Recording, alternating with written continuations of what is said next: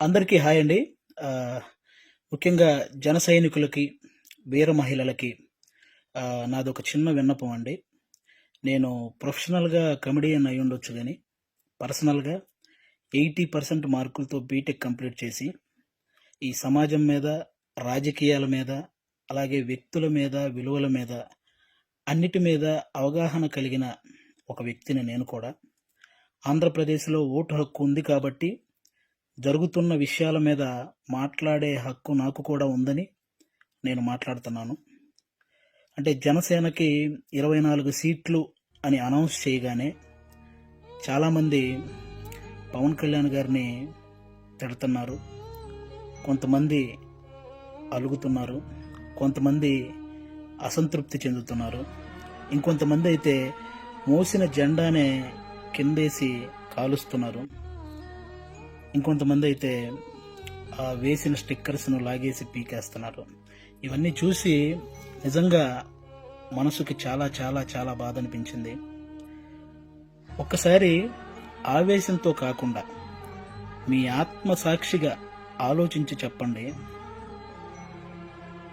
తన నమ్ముకున్న ప్రజలను కానీ, తనతో నడుస్తున్న నాయకులను కానీ మోసం చేసే వ్యక్తిత్వం పవన్ కళ్యాణ్ గారికి ఉంటుందా అండి? పెట్టిన పార్టీకి సపోర్ట్ చేసే మనమే ఇంత ఆలోచిస్తే ఒక పార్టీ పెట్టిన వ్యక్తి ఇంకెంత ఆలోచించుంటాడు? ఒక డెసిషన్ తీసుకోవడానికి తనలో తాను ఎంత మదనపడి ఉంటాడు? ఇది ఒక్కసారి ఆలోచించాలని మనస్ఫూర్తిగా కోరుకుంటున్నాను.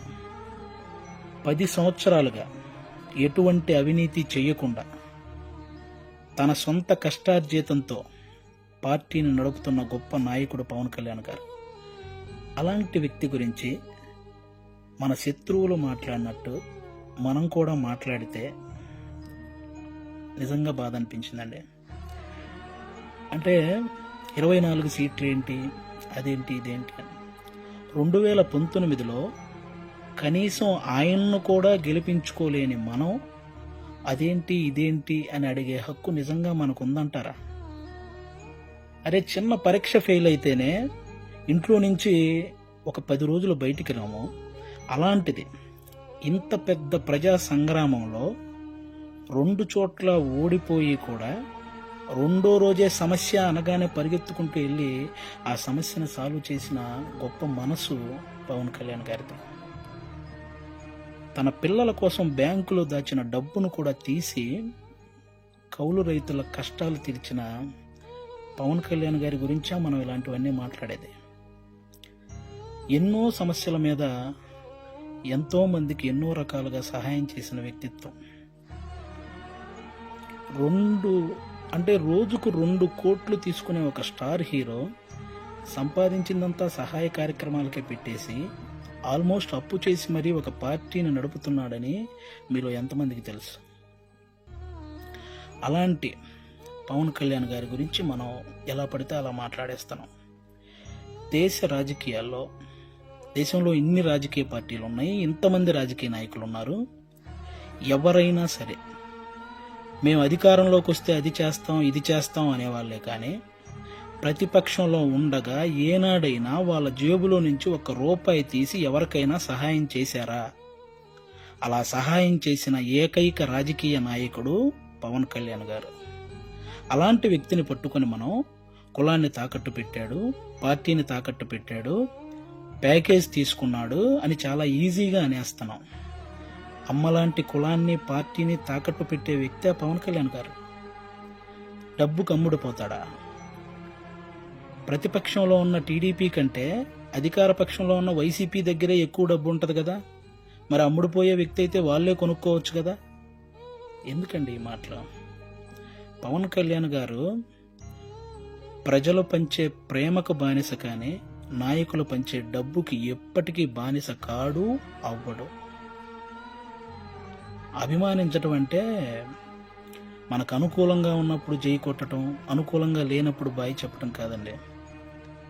ఒక నాయకుడు ఎలాంటి డెసిషన్ తీసుకున్నా దానికి కట్టుబడి ఉండటాన్నే అభిమానించటం అంటారు. అదే నిజమైన అభిమానం అంటారు. అలా ఉండగలగాలి. ఎవరో రెచ్చగొట్టే మాటలు, మన మీద కావాలని చూపించే జాలికి వాటిని చూసి మన నాయకుడిని మనమే ఎప్పుడు తక్కువ చేసి మాట్లాడకూడదు. అలాగే టీడీపీ కార్యకర్తలకు కూడా నా నుంచి ఒక చిన్న విన్నపం అండి. 2014లో ఒక్క సీటు కూడా ఆశించకుండా పూర్తి మద్దతు చంద్రబాబు నాయుడు గారికి ప్రకటించారు. ఆ త్యాగాన్ని గుర్తించాలని మనస్ఫూర్తిగా కోరుకుంటున్నాను. అలాగే 2023లో 14 సంవత్సరాలు ముఖ్యమంత్రిగా చేసిన ఒక వ్యక్తిని, పేద కుటుంబాల్లో ఎంతోమంది పేద విద్యార్థులు వాళ్ళు ఐటీ జాబ్ చేయొచ్చు, అమెరికాలోకి వెళ్ళి సెటిల్ అవ్వచ్చు అని ఈ ఐటీని తెలుగు రాష్ట్రాల్లో ప్రతి ఒక్కరికి పరిచయం చేసినటువంటి చంద్రబాబు నాయుడు గారు లాంటి వ్యక్తి ఒక 70 ఏళ్ల పైబడిన వ్యక్తిని జైల్లో పెడితే నిజంగా చాలామందికి బాధ అనిపించింది. అలాగే పవన్ కళ్యాణ్ గారు అక్కడికి వెళ్ళి కలవడం జరిగింది. పొత్తు అనేది పెద్ద సభలు పెట్టి ఆడంబరంగా చేసుకోవచ్చు, కానీ అలాంటి ఆడంబరాలు కోరుకోలేదు. అక్కడ కష్టాన్ని చూశాడు. ఆ జైలు ముందుకు వచ్చి అక్కడే పొత్తును ప్రకటించాడు. ప్రకటించిన వెంటనే జన సైనికులందరికీ ఏం చూసించాడో తెలుసా? అవసరంలో మనం ఆదుకున్నాం కాబట్టి అనవసరంగా టీడీపీని ఎవరైనా తక్కువగా మాట్లాడడం కానీ తప్పుగా మాట్లాడడం కానీ చేయొద్దని జన సైనికులందరికీ సూచించారు. ఒక సభలో మనం మాట్లాడేటప్పుడు జనసేన టీడీపీ అని సంబోధిద్దాం, వాళ్ళు మాట్లాడేటప్పుడు టీడీపీ జనసేన అని సంబోధిస్తారు అని కూడా చెప్పి కార్యకర్తల్లో ఒక ఉత్సాహాన్ని నింపారన్నమాట. అంటే ఒక పొత్తు ధర్మాన్ని ఇంతకంటే నిజాయితీగా పాటించే వ్యక్తి ఎవరైనా ఉంటారా? ఎక్కువ సీట్లు తీసుకొని ఇన్నే గెలిచాడా అనిపించుకోవటం కంటే తక్కువ సీట్లు తీసుకొని అన్నీ గెలిచాడు అనిపించుకోవటం కరెక్ట్ అని భావించి 24 సీట్లకే పరిమితం అయ్యారు. కాబట్టి టీడీపీ కార్యకర్తలందరికీ రేపొద్దున ఆ 24